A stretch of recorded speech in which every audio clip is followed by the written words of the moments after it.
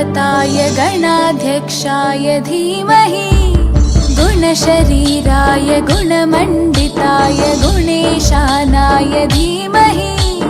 गुणातीताय गुणाधीशाय गुणप्रविष्टाय धीमहि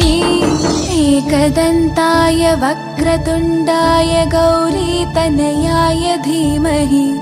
गजेशानाय भालचन्द्राय श्रीगणेशाय धीमहि एकदन्ताय वक्रतुण्डाय गौरीतनयाय धीमहि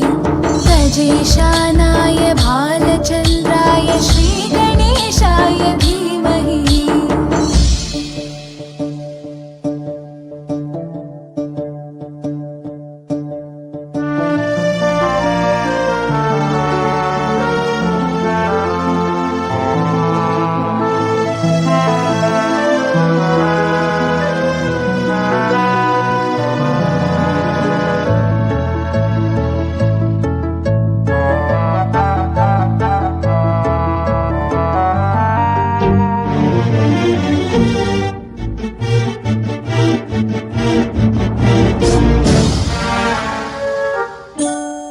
गानचतुराय गानप्राणाय गानान्तरात्मने